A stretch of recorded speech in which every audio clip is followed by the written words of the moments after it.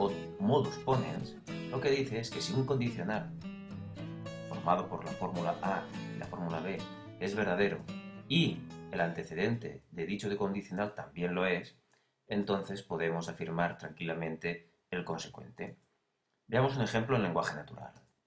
Si tenemos la proposición, si Juan viene a la fiesta, entonces yo me voy, y resulta que el tal Juan, para mi desgracia, viene a la fiesta, entonces podemos afirmar tranquilamente que yo me voy. Vemos que aquí la aplicación de la regla modus ponens es clara. Tenemos un antecedente que implica un consecuente, que es yo me voy, se cumple la condición, que es que Juan viene a la fiesta, por lo tanto se cumple lo condicionado, que es que yo me voy a ir.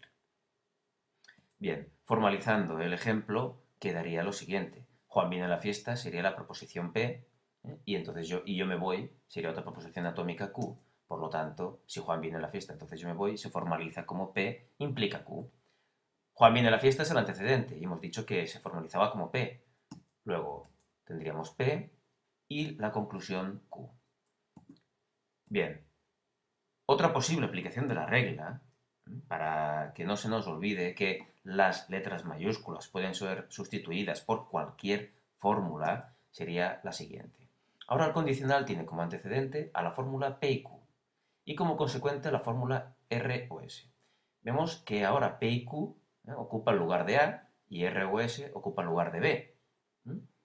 Si se cumple el antecedente, que es P y Q, vemos que tenemos P y Q implica R o S y tenemos afirmado P y Q, del mismo modo que aquí en la regla tenemos A implica B y tenemos afirmado A, digo que si se cumple el antecedente del condicional podemos afirmar sin ningún género de duda el consecuente. Como ejemplo de derivación lógica tenemos el siguiente, que es sencillísimo, es una aplicación directa de la regla. La premisa 1 es un condicional, la premisa 2 es el antecedente del condicional. La conclusión es Q. Bien, fijémonos en la conclusión. Tenemos que derivar Q a partir de las premisas. ¿Dónde está Q en las premisas? ¿Está en la línea 2? No, está en la línea 1 y es el consecuente. Es decir, para afirmar Q necesitamos tener afirmado P. Pero tenemos afirmado P en la línea 2, por lo tanto, en la línea 3, aplicando un modus ponens en la línea 1 y la línea 2, afirmamos Q. Es importante indicar qué dos líneas usamos, porque el modus ponens exige, necesita que tengamos afirmado un condicional en una línea y el antecedente de este condicional en otra. Si nos falta uno de los dos elementos, no podemos afirmar el consecuente. Otra advertencia que hay que hacer es que jamás podemos extraer el antecedente de un condicional. No hay ninguna regla que me permita, a partir del condicional A implica B, afirmar A. Solo puedo afirmar el consecuente B si tengo A. Lo contrario sería una falacia. Bien, quizá es conveniente hacer alguna observación previa sobre el uso de supuestos, dado que esta regla y algunas otras requieren el uso de estos llamados supuestos y que en algunas ocasiones nos resultan difíciles. Suponer una fórmula A, ¿qué significa? Bien, significa que de momento, aunque ignoramos si es verdadera o es falsa, la consideramos verdadera.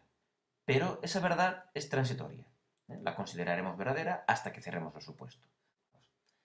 Para abrir un supuesto, lo que tenemos que hacer es, al lado de la fórmula que queremos suponer, escribir, dibujar una pequeña línea. Mientras esa línea no se cierre, esta línea es la parte de arriba de un corchete, mientras no se cierre, consideraremos a la fórmula de la línea que abre el supuesto y a todas las que lo preceden como verdaderas. Una vez que hemos supuesto una fórmula, lo que hacemos es seguir derivando, seguir operando, seguir aplicando las reglas, hasta que lleguemos a una fórmula B. Una fórmula cualquiera que por las razones que sea nos interesará. Vemos aquí que en la línea n llegamos a la fórmula B. En la línea n no sabemos cuál es. Bien, una vez que hemos llegado desde la fórmula A la fórmula B, no podemos, y hemos cerrado el supuesto, ya no podemos volver a usar ni la fórmula A ni la fórmula B ni ninguna de las intermedias. El supuesto ha sido ya cancelado. Ahora bien, después de cancelar un supuesto, en la línea siguiente hay que hacer siempre algo. ¿Qué es lo que tengo que hacer ahí? No podemos contestar a esa pregunta de momento porque eso depende de la regla que estemos usando. Pero es importante recordar que después de cerrar un supuesto, si lo cerramos en la línea n, pues en la línea n más 1 hay que hacer algo. Bien, el teorema de deducción o introducción del condicional lo que dice es que si suponemos una fórmula cualquiera A y logramos cerrar el supuesto en otra fórmula B, entonces lo que hacemos a continuación es afirmar que si A es verdad, también lo es B. Es decir, que si A, entonces B.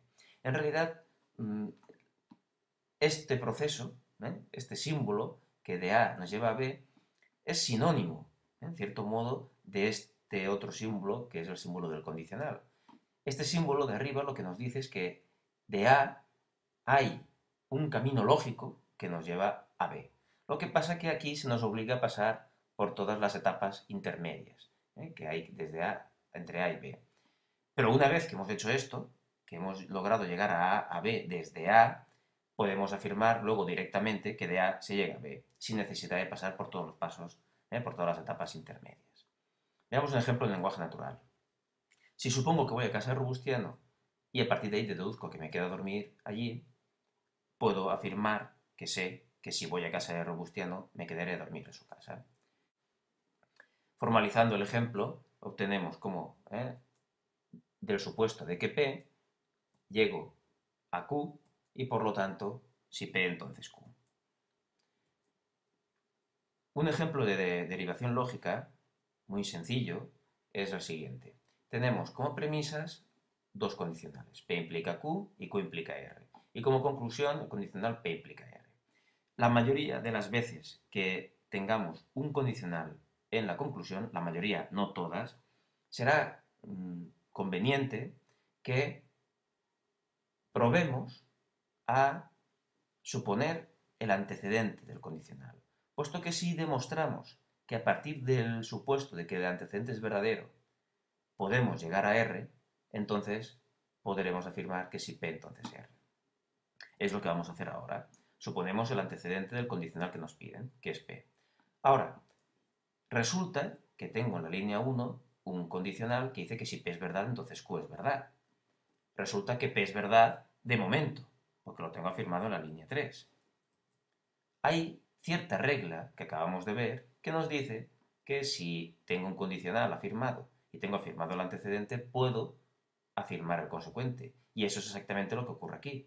Tengo un condicional afirmado, tengo afirmado de momento el antecedente y por lo tanto en la línea 4 afirmo el consecuente. Indico, por supuesto, que estoy aplicando el modus ponens en la línea 1, donde tengo el condicional, y la línea 3, donde tengo el antecedente afirmado. Una vez que tengo Q, observo que es el antecedente de otro condicional, que está en la línea 2, y que la aplicación de otra vez la regla de modus ponens me permite afirmar R. De nuevo indico que modus ponens lo he aplicado en el condicional de la línea 2 con el antecedente que hay en la línea 4.